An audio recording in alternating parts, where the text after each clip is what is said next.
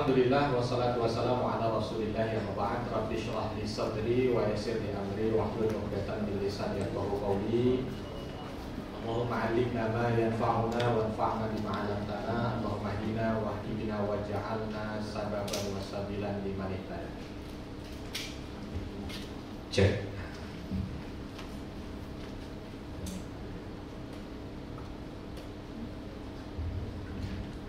Segala pujian yang bagi Allah, salawat dan salam semoga senantiasa tercurah kepada junjungan kita Nabi besar Muhammad sallallahu alaihi wasallam. Apa kabar Bapak Ibu? Sehat? Gembira? Bahagia? Kalau dilihat dari wajahnya ini wajah-wajah mabrur dan mabrur. Amin. Agak lain wajah yang hari ini ya. Ini insya Allah calon-calon tamu Allah yang dibanggakan. Dan Masya Allah Bapak Ibu, umroh Bapak Ibu kali ini istimewa. Walau mungkin sudah ada yang pernah berangkat umroh sebelum ini, tapi umroh kali ini percayalah istimewa. Kenapa? Insya Allah kita akan bahas. Tapi yang pertama izinkan saya mewakili direksi dari NRA Tour and Travel mengucapkan yang pertama terima kasih atas segala kepercayaan Bapak dan Ibu kepada NRA, sehingga Bapak dan Ibu menentukan pilihan itu jatuh pada kami untuk membimbing ibadah umroh Bapak dan Ibu. Sekali lagi kami memberikan penghargaan yang setinggi-tingginya. Mudah-mudahan ini merupakan satu motivasi baik bagi kami. Yang kedua, kami mohon maaf semisal dalam segala penyelenggaraannya, baik dari awal di saat Bapak Ibu bertanya tentang informasi umroh, atau pada saat pendaftaran, atau bahkan dalam manasik kali ini, atau bahkan mungkin nanti selama perjalanan ada yang dirasa kurang, ada yang dirasa tidak berkenan di hati. Sekali lagi kami mohon maaf yang sebesar-besarnya. Mutlak itu karena kelemahan dan kekurangan dari kami.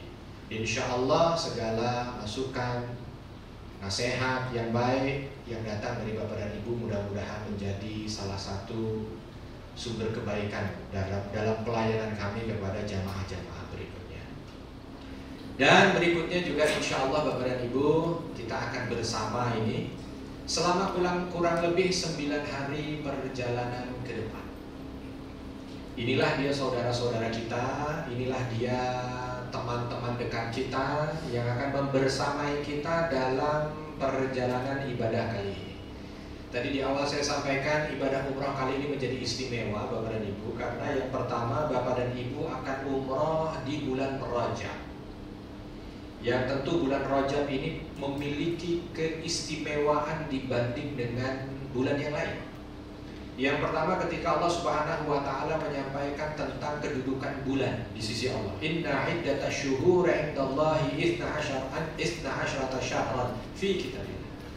Bahwa di sisi Allah itu ada 12 bulan. Minha arba'atun hurum. Di antaranya ada 4 yang dimuliakan. Satu di antara 4 itu adalah bulan Rajab. Oleh sebab itu Nabi Shallallahu Alaihi Wasallam mengisyaratkan ketika masuk di bulan Rajab, di antara khutbah yang beliau sampaikan diminta memperbanyak ibadah. Apalagi disebutkan bahwa bulan ini adalah Syahrullah, bulannya Allah. Tidak disematkan nama lafdul jalalah kepada sesuatu kecuali itu mulia. Maka ketika disebut Abdullah berarti itu mulia. Syahrullah berarti itu mulia. Tentu kemuliaan bukan hanya sekedar disematkan begitu saja, bukan, tetapi mulia karena memang apa yang ada di dalamnya. Mungkin bulannya dari hitungan hari sama, tetapi menjadi mulia karena mereka yang melaksanakan aktivitas ibadah di dalamnya mendapatkan kebaikan berlipat ganda. Saya tidak tahu apakah ini di antara Bapak Ibu memang sudah merencanakan sebelum hari ini untuk umroh di bulan Rajab, ataukah memang karena kosongnya saja, atau karena memang sempat. Ini berbalik ke kita semua. Kalau ada yang sudah merencanakan, maka insya Allah yang direncanakan dapat.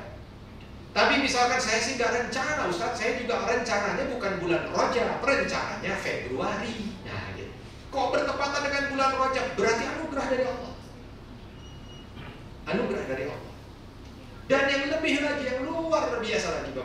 Saya sendiri kalau mengingat ini bergetar juga. Kenapa? Karena insya Allah nanti pada tanggal 27 Rajab, di mana Nabi kala itu di Isra dan Mi'rajkan, kita sedang berada di tanah di mana dulu Nabi dimulakan Isra dan Mi'raj. Kalau saya cerita begini agak merinding.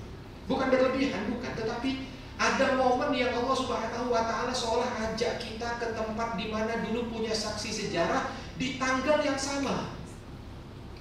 Itu yang sering saya sampaikan. Misal contoh, ketika ada jamaah yang tanggal 12 Rabiul Awal sedang berada di Mekah, berarti seolah menjadi saksi sejarah gitu. Di hari di mana dulu Nabi dilahirkan, dibawa ke sana. Misal contoh, atau di 17 Ramadan ketika Al-Quran itu hadir, pas berada di Mekah, atau yang lain-lain. Nah, ini kita bersamaan dengan itu. Besok 27 Rajab, yang ini satu hari hanya dalam satu tahun, Bapak Ibu datang. Dan yang luar biasanya, kita itu kan ada Madinah, ada Mekah. Kemungkinan untuk 27 Rajab itu kan 50-50. Bisa kemungkinan di Madinah, bisa kemungkinan di Mekah. Tadi saya buka-buka, ini saya lihat, ya tanggal 27 lagi ada di Mekah. Dan bisa jadi malam 27 itu Bapak dan Ibu sedang aktivitas umroh di malam itu. Jadi Bapak Ibu tawaf di Ka'bah bersamaan dengan jam yang sama kala itu Nabi Muhammad dibawa oleh malaikat Jibril ke sisi Ka'bah untuk dibawa menuju ke Sidratul Muntaha, untuk dibawa menuju ke Masjidil Aqsa. Bukan kebetulan, tidak ada yang kebetulan. Dalam hidup ini tidak ada yang kebetulan. Tawaf di malam hari dilaksanakan pada Isya. Dan Nabi SAW dibawa oleh malaikat Jibril ke pelataran Ka'bah di malam hari pada Isya. Nabi 1447 tahun yang lalu dibawa Isra dan Mi'raj dari tanah itu di waktu yang sama. Insya Allah kita akan. Maka saya bilang tadi di sini, saya tidak tahu apakah sudah direncanakan, tapi saya yakin mungkin kalaupun ada yang merencanakan, sebahagian besar tidak merencanakan. Hatta sampai saya sendiri pun tidak merencanakan. Saya sendiri pun tidak mengetahui. Saya sendiri pun pokoknya ketika ditanya, pas karena juga ada teman-teman dari Trans 7 kita akan ikutan program Islampedia. Pas di waktu memang ada kosongnya di situ, saya berangkat. Saya telepon NRA, saya mau berangkat juga dengan tim Trans 7. Mungkin kalau diperkenankan itu sekaligus bawa jamaah. Begitu saya lihat, ya pas. Maka alhamdulillah ini rezeki. Semuanya rezeki. Allah Subhanahu wa Ta'ala memberikan rezeki kepada siapa yang Beliau kehendaki. Dan ketika kita mendapatkan rezeki itu, maka insya Allah kita yang terpilih. Tinggal bagaimana kita memanfaatkan rezeki yang sudah Allah berikan itu dengan sebaik mungkin, sehingga hasilnya juga bisa maksimal. Ya, kalau kita tidak memaknai dan tidak mengambil ibrohnya, ya mungkin akan sama aja. Atau mungkin di malam Lailatul Qadar itu ya udah kita malah santai-santai tidur-tiduran. Malam Lailatul Qadar, malam Isra dan Mi'raj itu ya kita santai-santai yang segala. Nah, itu dia. Ya. Alhamdulillah, Bapak dan Ibu sekalian yang dirahmati Allah. Bapak Ibu, kita itu akan melaksanakan umrah. Di antara sebutan buat orang yang melaksanakan umrah itu disebut sebagai tamu Allah. Tamu Allah. Ini semua tamu. Semua tamu Allah. Tamunya ada tanggung-tanggung, tamu Allah. Tetapi kita juga perlu tahu, sematan tamu ini bisa membuat kita menjadi terhormat atau justru kita nanti jatuh ke jurang paling dalam. Kenapa? Karena begini, Bapak Ibu pernah punya tamu? Pernah punya tamu? Tolong santai aja ya Bapak Ibu, karena sini santai. Ini kayaknya lagi pada mikirin ya, ini baju saya cukup nggak, apa ini kira-kira besok lagi musim apa. Nah, ini kan kita bahas di sini. Kira-kira nanti gimana ya, saya tuh kadang-kadangnya sih umroh pertama nih, katanya kalau umroh pertama kalau pernah ngelakuin kesalahan, sana bakal dibalas. Kalau sering mukulin orang, nanti takut sana tiba-tiba ada yang nampar. Udah jangan tegang ya, jangan tegang. Santai. Saya tadi sampaikan kita harus bahagia. Kita harus bahagia. Apalagi isyarat-isyarat kebaikan itu sudah ada sejak awal. Ya. Ahad jam 9 pagi kita terbang. Di situ kita sudah dipersiapkan untuk menjadi satu di antara tiga. Ada ketika datang tamu yang pertama tadi modelnya, begitu mau mendarat di Madinah, ketika kita ucapkan labbaik Allahumma labbaik, Allah sampaikan labbaik wa sa'daik. Ketika kita sampaikan, ya Allah aku penuhi panggilanmu, ya Allah aku penuhi panggilanmu, Allah jawab dari arsy lapis ketujuh langit. Allah jawab, aku terima kedatangan, aku terima. Alhamdulillah. Walaupun kita jangan sampai ini juga. Kenapa? Karena masih ada yang lebih mulia. Tapi jangan sampai ya kedua, apa dia? Ketika seorang hamba mengucapkan labbaik Allahumma labbaik, jawabannya la labbaik wala sa'daik. Oh, tidak sudi aku terima. Begitu seorang hamba menjawab, ya Allah aku penuhi panggilanmu, ya Allah aku penuhi panggilanmu, tiba-tiba Allah sampaikan tidak sudi aku terima. Nauzubillah. Nah yang terakhir, ketika seorang hamba labbaik Allahumma labbaik, ya Allah aku penuhi panggilanmu, ya Allah aku penuhi panggilanmu, Allah langsung perintahkan seluruh penduduk langit, lalu diinformasikan bahwa hambanya yang bernama Fulan yang paling Allah cintai mau datang untuk melaksanakan ibadah umrah. Sambut dia, ya Allah. Disambut. Walau mungkin sambutan itu tidaklah berupa fisik. Mungkin juga semua orang ketika dia keluar dari pesawat cuek, tidak ada yang terima protokol yang VIP atau apa, mungkin biasa aja. Tapi sebenar hakikatnya ini hamba Allah kirimkan ribuan malaikat untuknya. Nah ini kita harus menjadi yang terakhir, harus mampu untuk menjadi yang terbaik dalam umrah kita. Mungkin Bapak Ibu sudah ada yang pernah umrah, atau mungkin baru yang pertama kali umrah, tapi azamkan umrah kali ini harus menjadi umrah terbaik. Umrah yang mampu membuat kita dibanggakan di hadapan seluruh makhluk langit oleh Allah Subhanahu wa Ta'ala. Itu penting. Maka untuk mendapatkan itu, Bapak dan Ibu, ada 3 persiapan yang perlu dijalani. Walaupun mungkin jaraknya hanya 2 hari lagi, tapi insya Allah cukup. Persiapan yang pertama supaya kita bisa menjadi tamu yang dibanggakan tadi, persiapan yang pertama adalah persiapan fisik. Persiapan fisik. Ini fisik harus disiapkan karena mau tidak mau kita harus sadar bahwa umroh itu memang ibadah fisik. Bayangkan perjalanan menuju Saudi 9 jam. Nanti kita ada naik bis 6 jam. Tawaf sa'i itu bisa berapa kilo? Pokoknya sekitar 20.000 langkah. Berarti kurang lebih 14 kilo. Makanya rata-rata kalau sudah tahallul itu atau sa'i putaran terakhir sudah agak berat di kaki. Fisik. Belum lagi nanti Bapak Ibu di Madinah ada yang 7 derajat. Dingin. Sudah bawa jaket?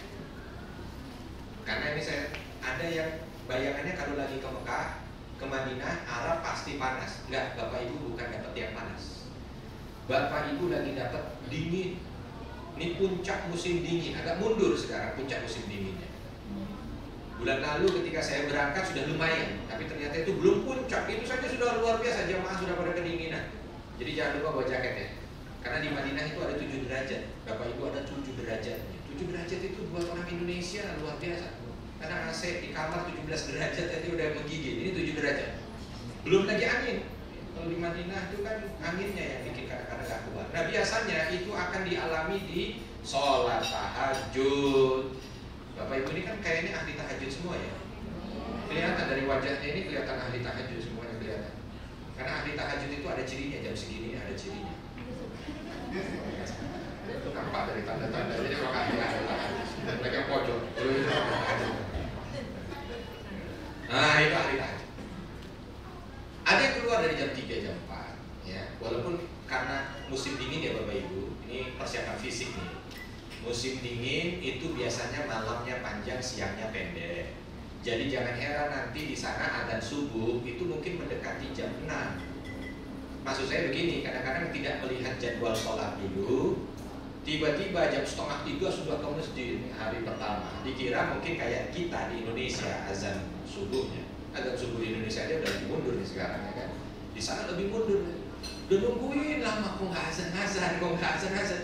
Mau tinggal udah kebelet buang air kecil, mau ditinggal takut safnya diambil orang, nggak ditinggal nggak tahu sampai kapan. Maka saya kasih tahu, Terus yang kedua nunggunya jangan sampai nggak pakai jaket. Mau keluar pertama mungkin nggak kerasa karena dari hotel kan pakai baju biasa aja. Terus begitu keluar ternyata musim dingin. Takut kalau nunggunya terlalu lama dari jam 3 terus jam 6 baru adzan, selesai dari masjid jam 7 pulang-pulang takut minta kerokan. Ya, sebab apa? Sebab tadi musim dingin. Jadi suhu Bapak Ibu kita cek. Biar dilakukan. Madinah ya. Jakarta, ini gambarannya sekarang Bapak Ibu. Jakarta sekarang 31 derajat. Madinah sekarang 13 derajat. Tuh, siang hari ini, tengah hari aja 13 derajat. Besok kita mendarat langsung 6 derajat. Hari besoknya 7 derajat. Besoknya 8 derajat. Pergi dari sana 9 derajat. Ya. Mekah masih 12, 13, 14. Ini ya, bawa jaket. Persiapan fisik, semua butuh fisik. Maka apa-apa yang dibutuhkan dari fisik dilengkapi.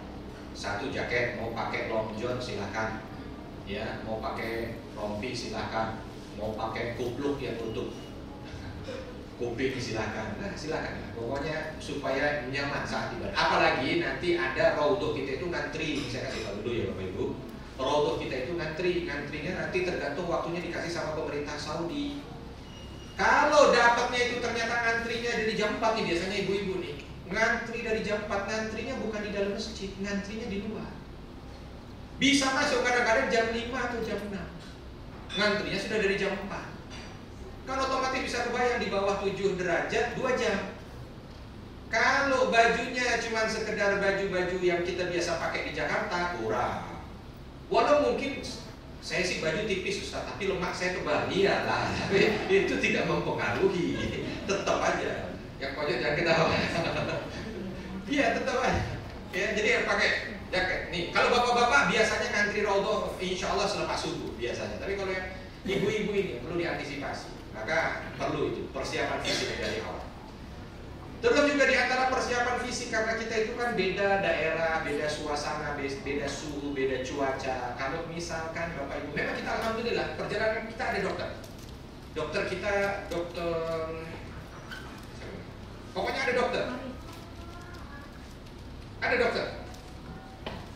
Karena dokter kita belum datang ya, dokter kita dari Medan. Insya Allah besok datang, tapi insya Allah bersama kita dengan paket obat yang insya Allah lengkap. Di setiap hotel kita nanti insya Allah beliau pakai. Tapi tidak ada salahnya kalau bawa obat sendiri. Tadi mungkin dokter udah banyak jelaskan ya. Obat-obat yang mudah aja Bapak Ibu. Ya, yang biasa kalau lagi batuk tuh obatnya apa? Ya, karena kan biasanya obat ini cocok-cocokan. Lagi flu obatnya apa? Di sana sih ada apotik, dokter juga ada. Tapi kadang-kadang kalau pas lagi dokternya ke sana kita udah nggak tahan, datang ke apotik. Kita nggak bisa bahasa Arab. Kan bingung yang jual orang Arab. Ya bisa bahasa isyarat bisa. Kalau lagi batuk itu tinggal panggil. Nah, itu contoh. Kita panggil, dia udah tahu. Oh, kasih dia obat. Ya. Bersih juga kita bisa kasih isyarat. Begitu dia, dia kasih. Yang repot kalau kita itu buang-buang air. Isyaratnya bagaimana? Gitu kan bingung. Ya, lagi mencret itu bingung dia mau kasih isyarat. Ngomong juga nanti akhirnya bahasanya. Mending kalau bahasa salah paham masih mending. Karena bahasa salah paham itu salah-salah yang penting paham. Ya ini udah salah bukan salah paham. Ya. Kalau lebih baik kalau bawa dulu itu penting. Ya. Kalaupun ternyata kita nggak sakit, alhamdulillah mungkin nanti bisa bantu teman-teman kita yang sekamar atau apa. Kalau nyari dokter mungkin agak susah. Walau alhamdulillah kita ada dokter. Itu obat, pakaian dari fisik. Yang ketiga mungkin persiapan lauk Bapak Ibu. Kalau seandainya Bapak Ibu ada alergi makanan, ya, karena ada yang alergi makanan.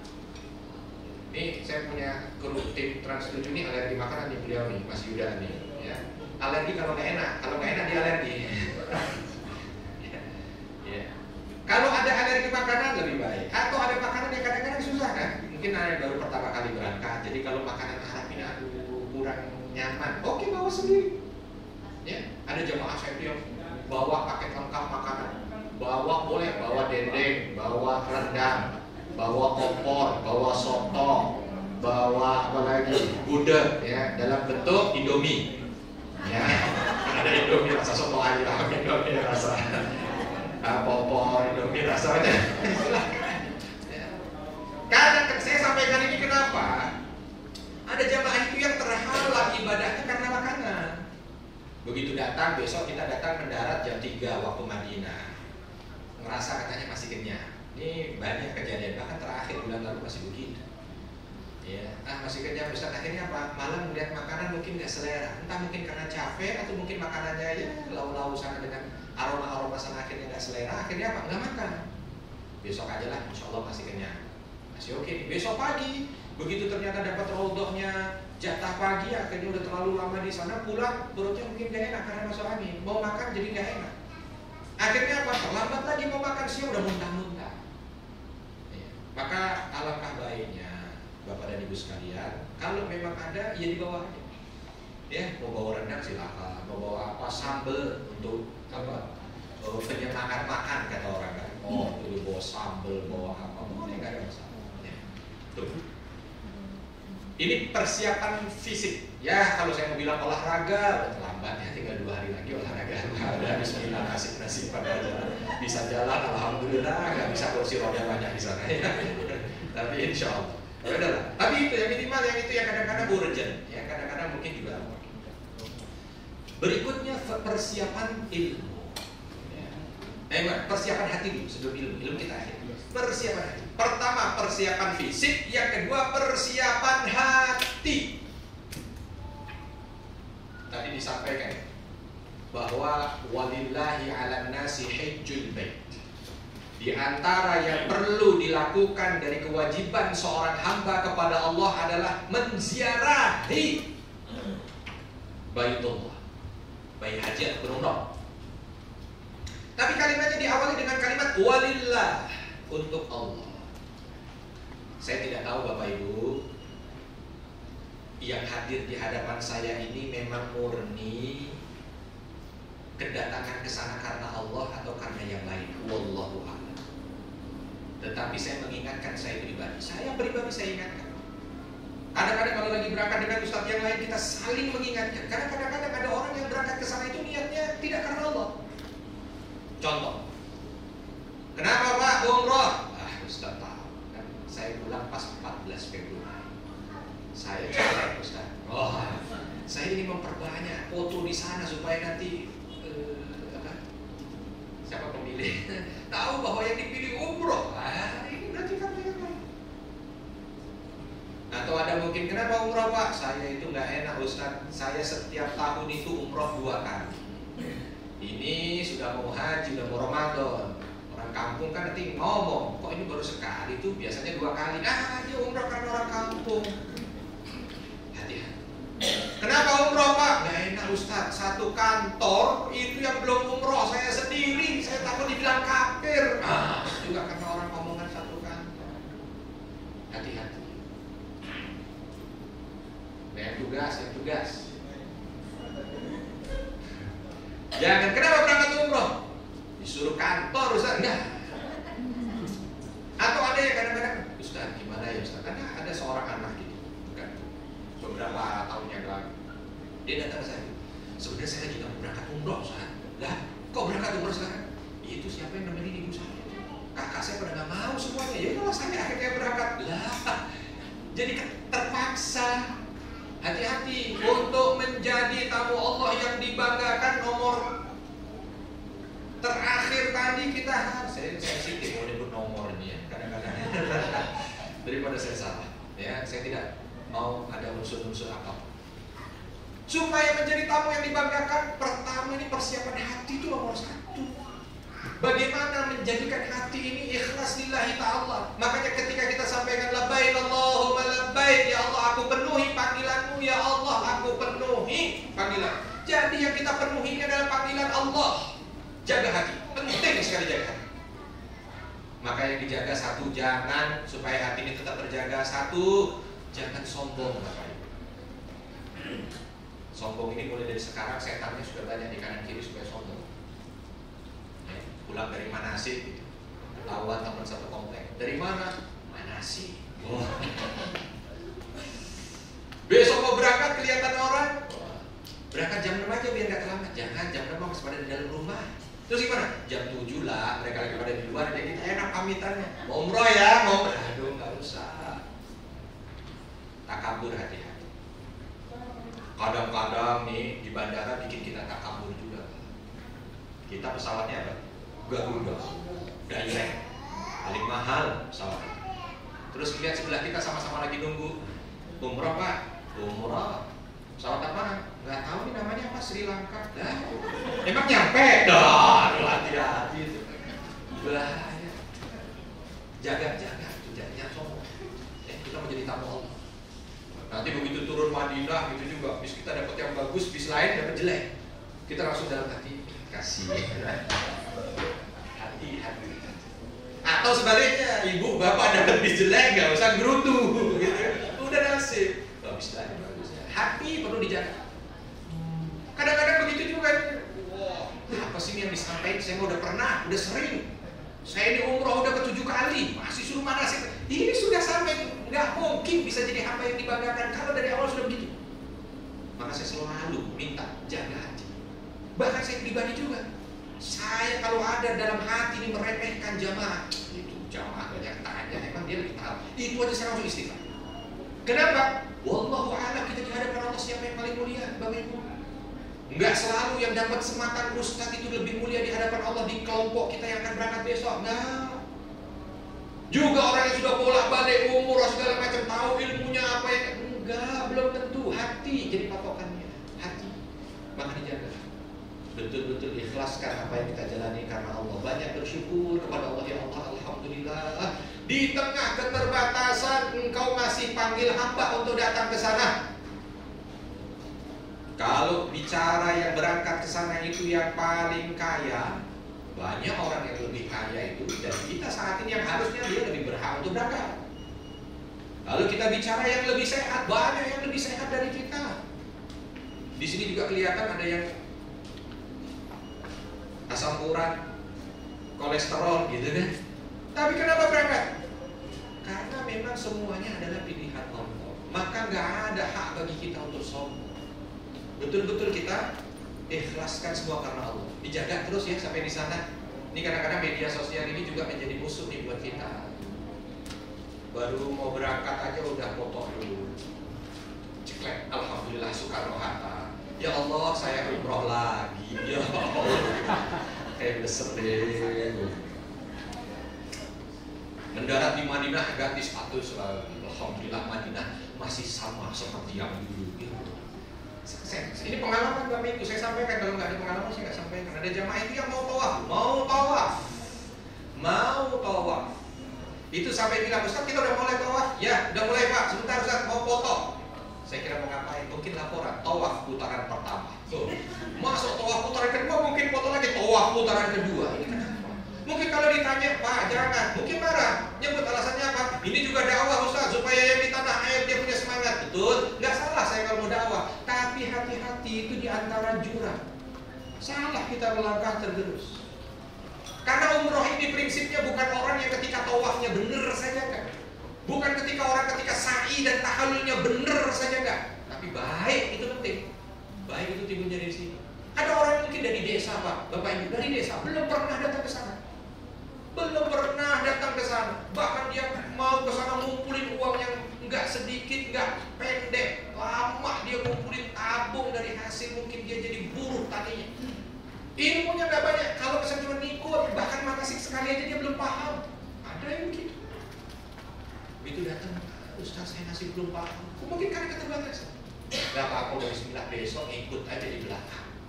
Itu ikut bisa jadi mereka-mereka yang dengan ketawaduan hati, keikhlasan hati, gak mikir selain Allah tujuannya. Mungkin muter tawafnya hanya ngikut, sa'inya hanya ngikut, tahallulnya hanya ngikut, tapi itu di hadapan Allah yang paling luar biasa. Ada yang kadang-kadang mungkin untuk berangkat umroh berkali-kali uang sudah enggak kecil buat dia, ilmu kayak saya udah bisa.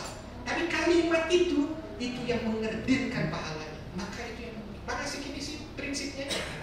Manasik ini persiapan dan menjaga hati supaya apa yang kita laksanakan nanti itu betul-betul berkualitas di hadapan Allah. Saya pernah nangis Pak, nangis di hadapan jamaah, bukan karena apa-apa. Ini jamaah dari desa. Waktu manasik saya nggak kenal. Kan manasik pertama begini mana saya kenal satu-satu kan, mustahil. manasik nggak kenal, apalagi waktu itu agak banyak jamaah itu. Di pesawat nggak kenal, turun juga nggak kenal. Kenalnya kapan? Bukan kenal sih. Pertemuan pertama saya dengan beliau kapan? Saat bagi kunci di hotel di Madinah kala itu tuh. Semua orang ada terlambat karena memang kita satu pesawat waktu itu agak crowded segala macam bentuk kunci apa. Jadi jamaah itu kadang-kadang begitu sudah nunggu, saya capek ini Ustaz, mana kabar saya capek ya sebentar ya saya. Dan ya, akhirnya udah dapat semuanya, udah berangkat. Hampir 300 jamaah. Ada satu jamaah yang di pojok. Masih pakai seragam, saya tahu kan, saya datang nih, Pak, belum dapat kunci. Alhamdulillah sudah Ustaz. Sudah dapat kuncinya. Oh, sudah dapat kuncinya. Terus kenapa nggak masuk? Ustaz, saya kesini bukan mau ke hotel. Saya kesini mau ibadah.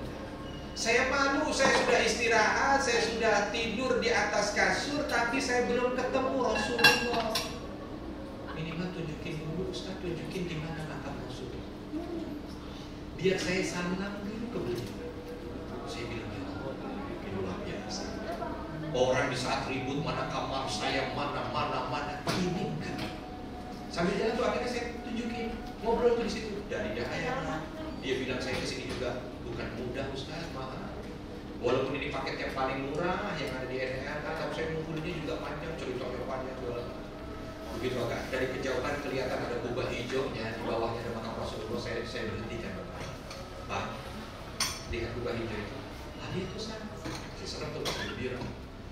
Di bawah kubah itu manusia yang bercahaya, Rasulullah. Tiba-tiba gak bisa nahan, dia peluk bahu saya, dia nangis. Ya Allah, ya Allah, Ustaz, akhirnya ya Allah. Saya jalan tuh sambil nangis gitu. Begitu saya tunjukkan, Pak, kalau kita mau ini, kalau mau satu kita masuk ya Rasul. Sebentar, saya mau nggak kuat itu, dia masih sesembuhkan. Cuman dia kubah. Saya hanya bilang, ya Allah, ya, di antara hambamu yang berangkat ke sini ternyata nggak semua punya kebersihan hati. Gak semua punya ketulusan yang luar biasa. Ini hamba yang mungkin gak dilihat atau segala macam, mungkin karena segala apa yang ada pada beliau gitu. Tapi ternyata ini yang bisa menggetarkan nafsu. Akhirnya ada, yuk gimana saya ajak sekali aja muter di hadapannya. Itu juga saya pertama kali, saya jujur, pertama kali nyampe tidak langsung ke kamar hotel, langsung ke depan makam Rasulullah untuk memberi salam. Baru pertama itu dalam hidup. Kalau tidak karena hamba Allah yang Allah tunjukkan ke saya nggak belajar. Ditambah lagi apa? Nangis itu sejadi-jadinya saya di hadapan makam Rasulullah. Nangis. Ketika keluar kita, saya hanya Pak jalan pulang. Kata dia, enggak Ustaz, saya mau di sini dulu, insya Allah. Saya cuma mau tunjukin mana toilet Ustaz. Alhamdulillah di depan itu kan langsung ada toilet. Itu toilet. Ustaz, jangan apa, insya Allah saya kalau ke hotel tahu, insya Allah Ustaz. Bismillah saya tanya-tanya. Dia tunjukin ini nama hotelnya saya. Ya udah Bismillah ya Pak ya. Itu udah agak malam karena kita tibanya itu sudah pada isya sih. Singkat cerita saya pulang. Dapat jatah Raudhah memang pada subuh. Berangkat lagi saya bawa jamaah ke Raudhah. Ya, menjelang subuh kita nggak tahu tuh. Berangkat ke jam subuh, sholat jamaah di subuh bersama jamaah. Begitu kadang-kadang nggak dihitung ya, pokoknya udah berangkat aja. Begitu mau datang ke Raudhah, tiba-tiba ketemu bapak itu sedang ada duduk di dekat Raudhah itu sambil aktivitas ibadah lah pokoknya. Saya bilang, Pak, sudah pulang? Ustaz, alhamdulillah belum Ustaz, tapi insya Allah nanti masih kangen, masih rindu. Ya, ini ya Pak, belum ya. Yang lain kadang-kadang kan sampai ini ya bukannya salah ya, enggak salah, udah alhamdulillah. Tapi kadang-kadang kan antar dulu lah Raudhah kan. Yang penting titipan belanjaan nih, belanjaan. Nah, ini masalah. Tapi walaupun kayaknya sih enggak, ini kan dari wajahnya wajah mabrur dan mabrur. Wah, amin. Yang ketiga, persiapan ilmu, Bapak Ibu. Ini penting. Nah, yang persiapan ilmu, Bapak Ibu boleh buka langsung. Sudah dapat ini? Boleh dibuka, saya akan menunjukkan langsung di per day, hari per hari. Sekaligus di sini kita akan belajar manasik umrohnya. Walaupun ini nanti secara singkat saja Bapak Ibu, karena insya Allah kita juga pasti akan bertemu di perjalanan. Kalau ada yang kurang jelas, saya kurang jelas gimana cara ihramnya Ustaz, gimana cara tawafnya Ustaz, gimana cara tahallulnya Ustaz, selama perjalanan saya akan bersama Bapak Ibu. Nanti di Mekah Madinah ada juga tambahan ustadz yang menyertai bis Bapak Ibu. Jadi apa? Yang pertama Bapak Ibu, hari Ahad. Hari Ahad kita ditulis di situ penerbangan. Penerbangan kita jam 9.15. Ditulis katanya jam 3 jam sebelum take off. Berarti jam berapa tuh? Jam 6.15 ya. Jam 6.15 Bapak Ibu datang di sana. Ya 6.30 boleh. Ya 3 jam sebelum. Kumpulnya di mana? Kumpul di depan restoran sate Senayan. Saya yakin kalau yang sudah pernah ke Terminal 3 ini tidak asing ya. Kumpul di situ, nanti insya Allah sudah ada tim NRA di sana dengan bendera NRA. Saya izin Bapak Ibu, tolong pakai seragam yang sudah dibagikan. Tujuannya satu, supaya nanti kami dari tim NRA itu bisa mengenali mudah Bapak dan Ibu. Ya takut kalau nanti nggak pakai kan namanya kita belum kenal ya. Bapak Ibu nggak pakai, saya nggak tahu, saya lewat tanpa menegur.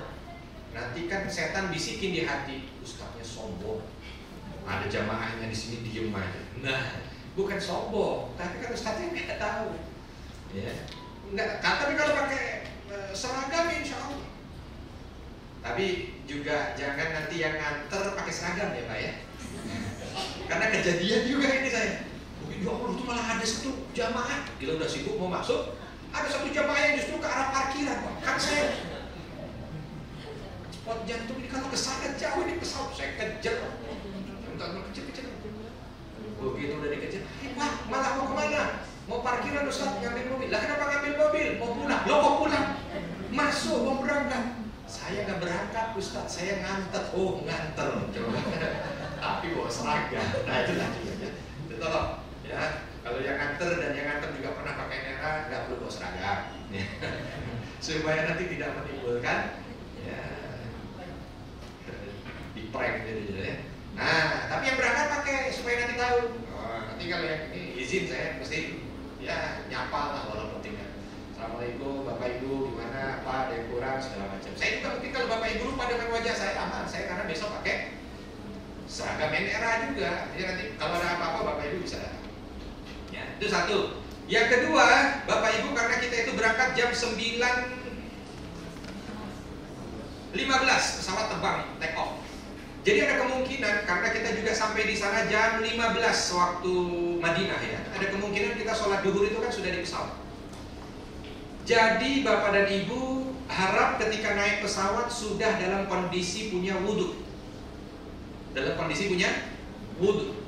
Karena nanti kemungkinan besar kita akan sholat duhur, asar, jamak, qashar tidak di atas pesawat ya Bapak Ibu ya. Saya tidak akan pernah membolehkan Bapak Ibu sholat di atas pesawat, tapi di dalam pesawat. Ustaz boleh Ustaz sholat di atas pesawat haram? Nggak boleh. Kafir. Maksudnya kalau di atas di dalam. Duduk tentunya, nggak jamaahan apa karena posisinya ini posisi di pesawat. Jadi punya wudhu. Kalau nggak punya wudhu, bukan nggak punya wudhu, udah wudhu tapi mungkin batal, nggak ada masalah ya. Tapi kita perlu tahu bahwa toilet pesawat bukan untuk wudhu. Toilet pesawat itu hanya sekedar untuk kebutuhan buang air kecil. Ya, darurat lah buang air besar. Sehingga air yang dipersiapkan di sana bukan untuk wudhu. Maka kami tidak menyarankan wudhu di situ. Selain juga ketika pernah kita lagi berangkat haji itu ada beberapa pilot, ada beberapa teknisi pesawat, saya tanya, kenapa memang nggak boleh wudhu? Itu kan ada airnya. Bukan nggak boleh Ustaz, insya Allah kalau air cukup. Tapi kadang-kadang takut kalau dia wudhu, air menggenang di bawah. Itu kan listrik semua. Jadi masalahnya, walau sekarang sudah canggih apa segala macam, tapi apapun canggih, ikhtiar harus dijalankan. Bukan nggak boleh, mungkin air cukup, untuk itu cukup air. Kalaupun nggak cukup, orang mungkin boleh bawa air dari bawah kan untuk wudhu. Tapi masalahnya kondisi yang akan mengancam keselamatan. Maka tidak diperkenankan untuk yang lain kecuali itu. Oh, ya, kecuali kalau memang di bisnis kelas, bukan di bisnis kelas, enggak, di first class yang ada kamar mandi, showernya, itu mungkin alat yang ada di seputar situ memang sudah dikondisikan. Oke, nggak ada masalah. Tapi kalau enggak akan lebih baik. Intinya masuk dalam kondisi berwudu, kalau ternyata batal, tayamum. Gimana cara tayamum? Tayamum, ya, tepok, ya, lalu usapkan ke muka, tepok lagi. Apa yang ditepok? Kursi, bukan kepala teman di depan yang ditepok. Kursi depan, tepok, ya. Muka. Karena memang debu dalam jumlah yang sangat sedikit kalau di sana, maka tepoklah bagian yang lain lagi untuk tepok. Terus diusap dulu. 1, 2, kanan sekali, kiri sekali.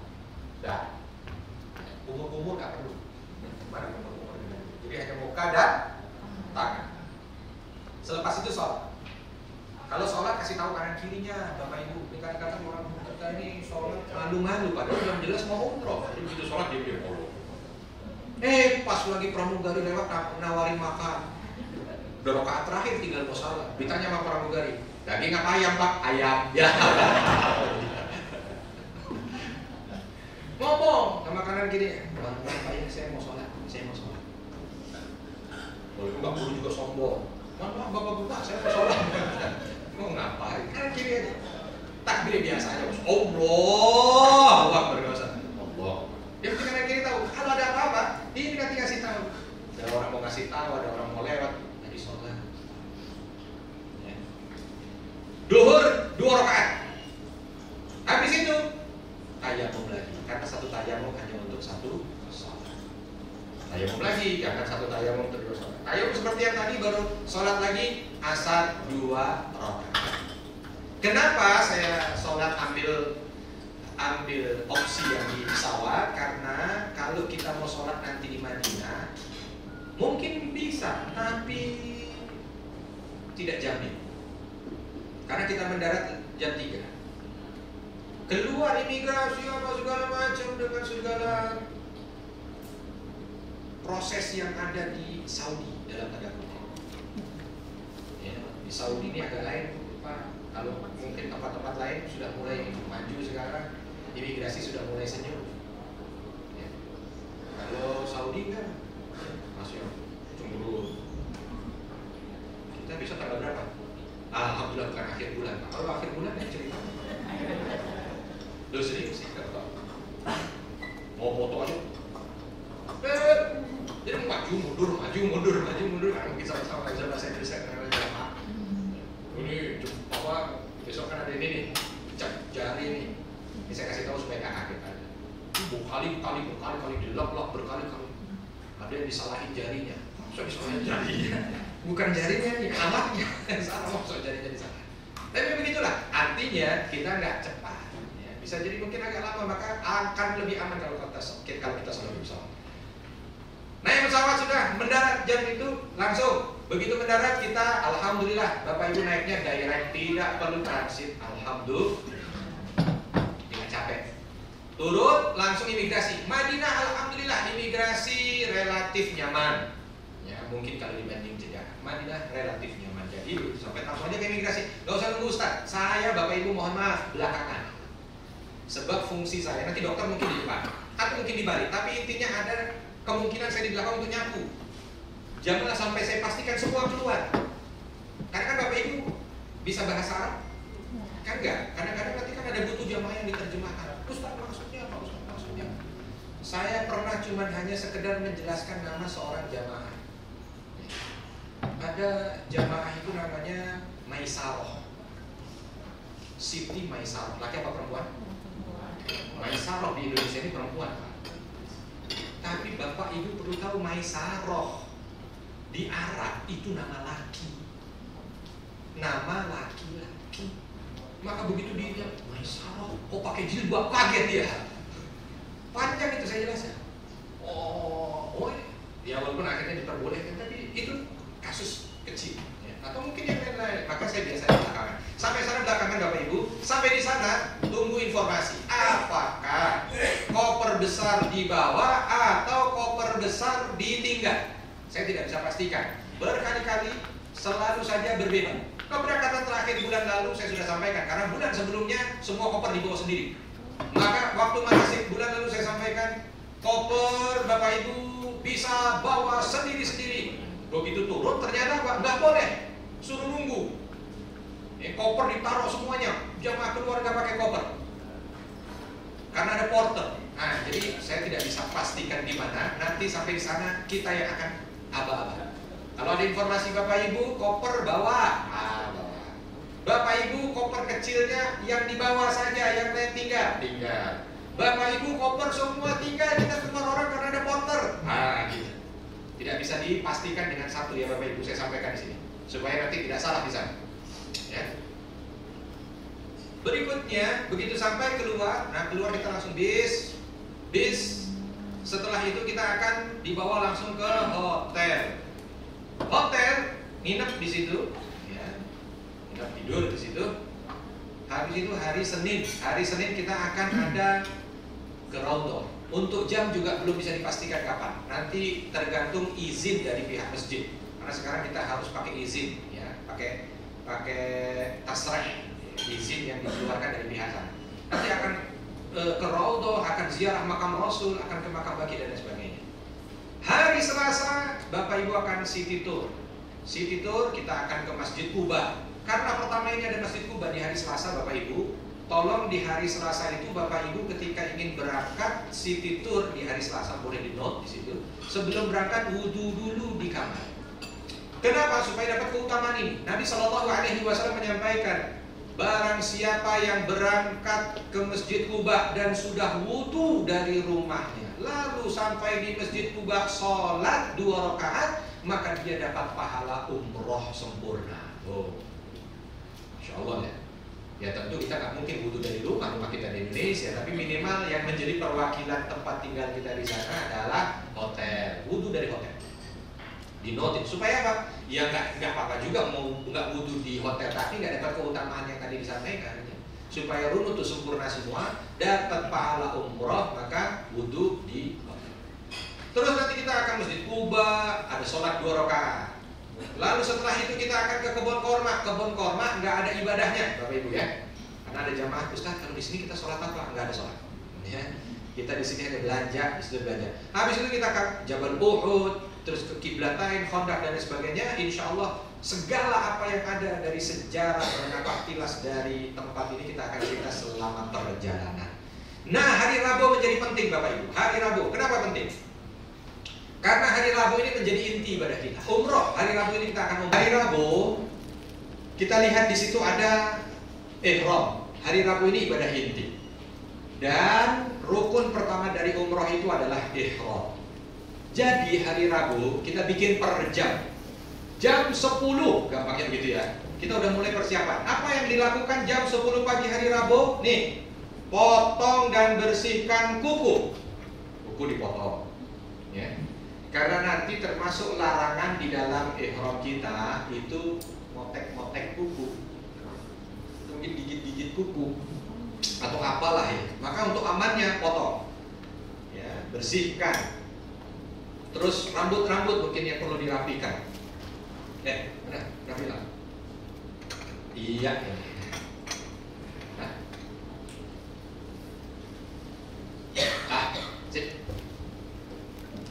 Ya. Selepas itu, kalau bersih-bersihnya jam 10, mungkin jam 10.30 selesai. Persiapan mandi, Bapak Ibu, yang disebut dengan mandi ihram. Mandi ihram. Gimana mandi ihram? Sama dengan mandi janabah. Gampangnya, cuma niatnya aja kita mau niat mandi ihram. Jadi Bapak Ibu sudah bersih semuanya, langsung mandi. Awali mandi dengan wudu, lalu setelah itu guyur bagian kanan, guyur bagian kiri, guyur kepala, guyur seluruh badan sebelum sabunan nih ya. Jadi pertama wudu, guyur dulu sebelah kanan, guyur sebelah kiri, guyur kepala, guyur seluruh badan. Sudah basah semuanya karena memang pengertian dari ghusl itu adalah ta'mimul jasad bil ma'. Nama makna dari mandi itu adalah mengguyur seluruh badan ini dengan air. Jadi kena dulu semua. Nah, baru setelah itu kalau mau pakai sabun, mau pakai sampo apa segala macam, dibilas. Lepas itu niatkan ya, waktu kita mandi itu guyuran pertama niatkan mandi ihram. Ya, pakai bahasa Indonesia aja niatnya dalam hati. Ya, ya Allah saya niat mandi ihram lillahi ta'ala. Ya. Selepas itu selesai mandi, nah Begitu selesai mandi, mau pakai wangi-wangian boleh. Sunnah bagi laki-laki, pakai wangi-wangian. Ya, pakai wangi-wangiannya di badan, pakai minyak wangi atau apa. Setelah itu, pakai pakaian ihram. Untuk ibu-ibu mudah. Kenapa? Karena pakaian ihram adalah pakaian yang biasa dipakai sholat. Ya, pakaian yang biasa dipakai, yang menutup aurat seluruhnya kecuali muka dan telapak tangan. Aman, karena pakaian sholat biasa buat ibu-ibu ya. Cuman yang perlu diperhatikan nih biasanya nih, bapak ibu, ibu-ibu. Ini yang tidak aurat kan hanya sebatas ini ya. Jadi kalau bisa saat umroh nanti di sini pakai apa namanya? Mans. Segini. Takut nanti kalau ininya agak longgar, begitu Bismillahirrahmanirrahim turun sampai sini. Nah, ya kan? Nah, nggak usah gini-gini. Yang perempuan, yang laki-laki, yang perempuan. Ini jangan, saya takut nanti yang laki-laki pakai manset juga.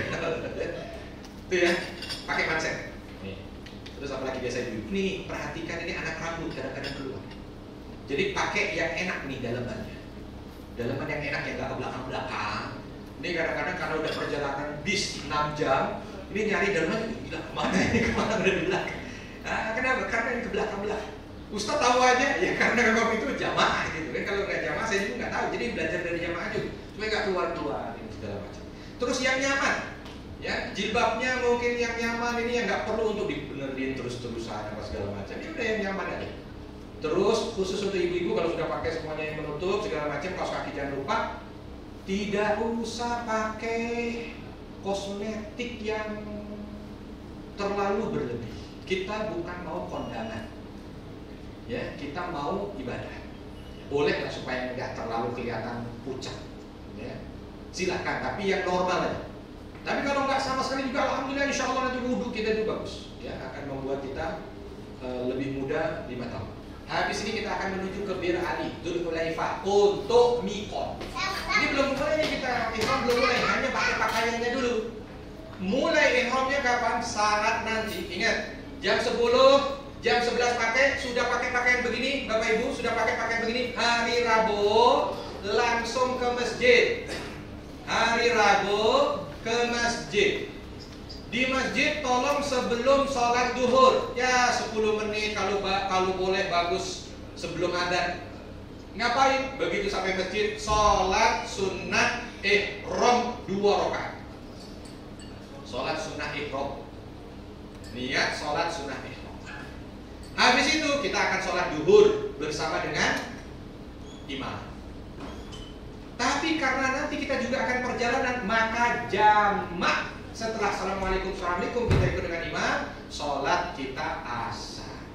Berapa rakaat Ustaz? Karena kita sholat duhurnya 4 rakaat, maka sholat asarnya juga 4 rakaat. Jadi nanti di jalan sudah tidak bingung lagi sholat. Sholat nanti langsung di Masjidil Haram, sholat maghrib dan isya. Paham? Baik.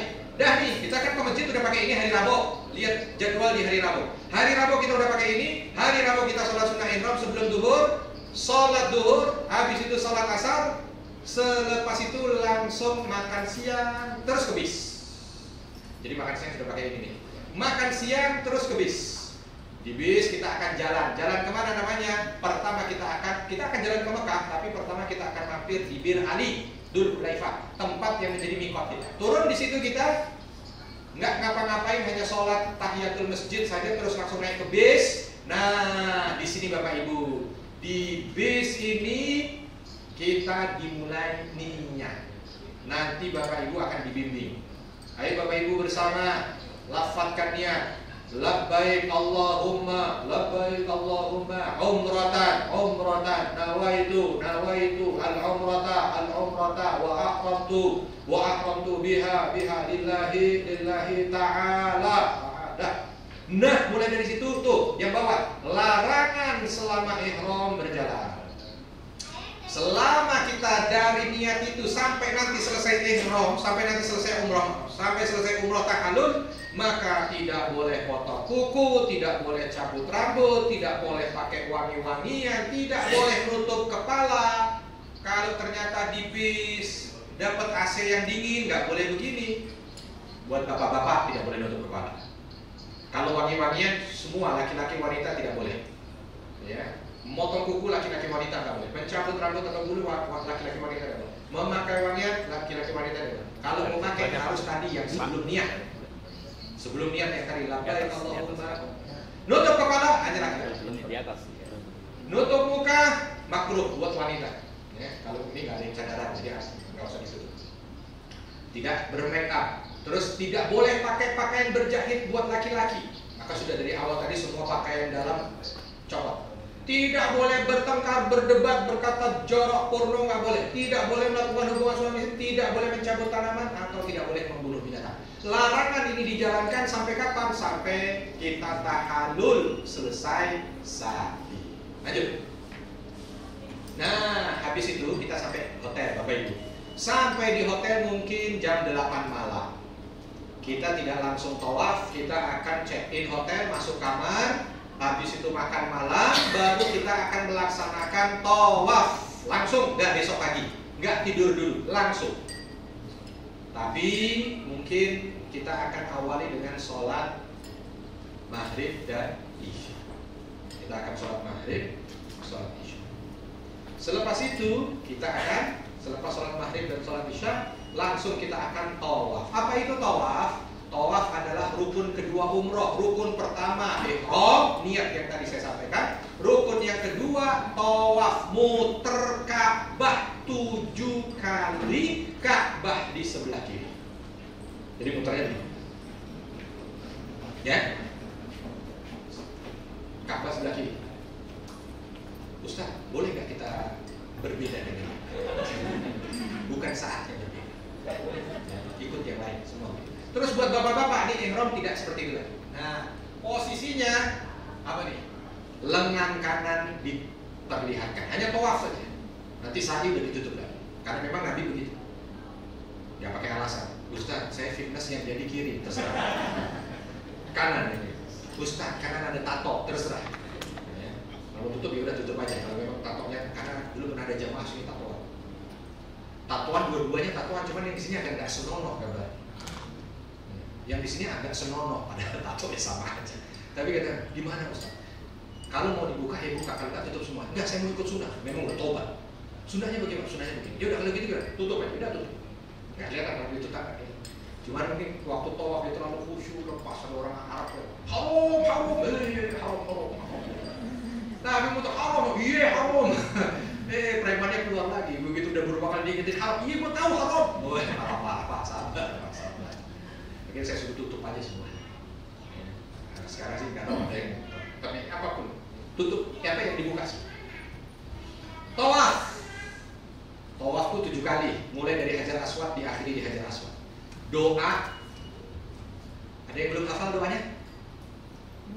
Hah? Belum hafal? Besok udah mau umroh? Alhamdulillah kalau belum hafal berarti saya ada fungsi. Fungsi saya dalam membimbing Bapak Ibu. Kalau belum hafal aman, insya Allah besok dapat apa nih? Earphone. Setiap orang dapat earphone. Ustadznya yang di depan yang kasih tahu. Subhanallah, walhamdulillah. Jadi tinggal ngikutin, gak usah dibaca. Takut saya kalau baca itu karena mungkin khusyuk baca, maju terus. Jamaahnya pada muter karena memang itu lingkarannya maju. Nah ini ketinggalan rombongan bahaya. Jadi ngikut aja apa yang diomongin Ustaz. Tapi ingat, yang ikut juga tolong yang diikut yang bacaan doa. Kalau ternyata Ustaznya mungkin desak-desakan kakinya keinjak terus dia teriak, aduh, gitu ya jamaah nggak usah, aduh, gitu. Ya udah subhanallah, kan bisa bedain kan antara mana. Ini kadang-kadang ada yang saking taatnya, Ustaznya batuk, dia udah batuk. Karena perintahnya suruh ngikutin Ustaz. Yang diikutin doa. Nah ternyata sampai sana earphone-nya mati. Punya dia sendiri lagi yang lain itu. Mau ngikutin sebelahnya gak enak kan? Gimana? Saya kasih tips darurat Bapak Ibu. Catat yang mau catat. 1, putaran pertama. Kalau nanti ternyata apalah kondisi atau mungkin mau tawaf sendiri yang mungkin doanya gak hafal apa segala macam, ini ada tips yang bisa membuat tawaf kita itu khusyuk. 1, putaran pertama perbanyak bersyukur kepada Allah dengan mengucapkan Alhamdulillah. Ya, kalau mau lengkap ya putaran pertama itu bacanya Subhanallah, walhamdulillah, wala ilaha illallah, wallahu akbar. Putaran kedua, salawat kepada Nabi. Kenapa putaran pertama itu kita baca kalimat-kalimat thayyibah? Karena kita bisa datang ke sana itu karena Allah, bukan karena yang lain. Maka kita perbanyak tasbih kita, syukur kita. Kedua, salawat kepada Nabi, karena kita bisa mendapatkan hidayah Islami karena Nabi. Banyak aja Allahumma shalli ala sayyidina Muhammad, Allahumma shalli ala sayyidina Muhammad. Terus satu putaran. Putaran yang ketiga, doakan orang tua. Rabbil firli wali walidayya. Terus doain orang tua, sebut namanya. Karena kita ada hubungan sama orang tua. Putaran keempat, doa untuk keluarga. Doakan pasangan hidup kita. Ya, yang suami doain istri, istri doain suami. Jadikan keluarga ini sakinah mawaddah warahmah dan sebagainya. Putaran kelima, doakan anak-anak kita.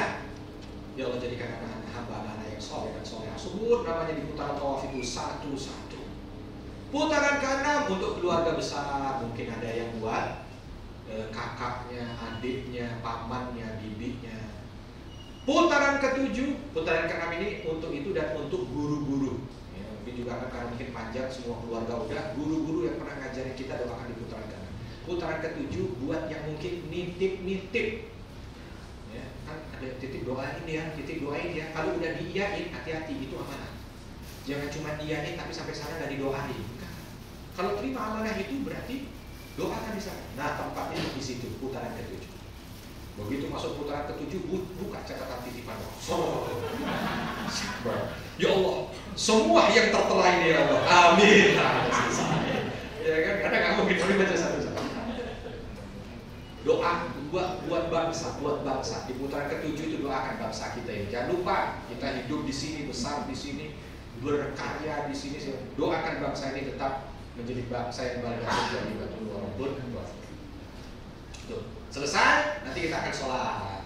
Ya, diarahkan untuk sholat sunnah tawaf namanya. Selesai dari tawaf kita ada sholat 2 rakaat. Begitu sholat udah dipakai begini lagi. Nah, habis itu langsung kita digiring menuju tempat minum zam-zam. Habis minum zam-zam kita langsung sa'i. Terus sa'i. Apa itu sa'i? Langsung terus. Mohon maaf, dalam tawaf itu saya lupa, Bapak Ibu, dalam tawaf harus dalam kondisi bersuci. Tidak boleh batal karena tawaf itu sama dengan sholat. Kalau batal, tolong sampaikan kepada Ustaz. Walaupun bismillah jarak sih yang batal. Cuma kalau di tengah, subhanallah, sebelahnya dengar, kentut lu, Ustaz gak denger. Bukan masalah Ustaz denger apa gak denger. Ya sama kayak sholat, kita urusannya kita dengan Allah. Ngomong, Ustaz saya batal. Nah, paling nanti disuruh tunggu di situ atau wudhu di situ, diantarkan ikut rombongan. Ya. Sa'i, nah itu dia sa'i. Sa'i itu sama 7 putaran tapi tidak melingkar putarannya. Sofa, ada bukit namanya sofa, ada bukit namanya marwah. Kita akan start di sofa, terus jalan menuju marwah. 1 putaran, dari marwah ke sofa, putaran kedua. Sofa ke marwah terus sampai 7 dan itu dimulai nanti startnya di sofa, akhirnya di marwah. Sampai di situ, nah kalau di sini boleh batal, boleh kentut, boleh apa segala macam, karena dia bukan seperti sholat. Habis itu nanti di marwah tahallul, ya. Tahallul buat ibu-ibu minimal 3 helai rambut dicukur. Ingat ini masih dalam kondisi ibadah, jadi jangan dibuka jilbab saking seneng. Alhamdulillah. Dan mahramnya atau sesama wanita yang gunting. Ustaz aja yang gunting, Ustaz saya bukan mahram, enggak boleh. Itu Allah.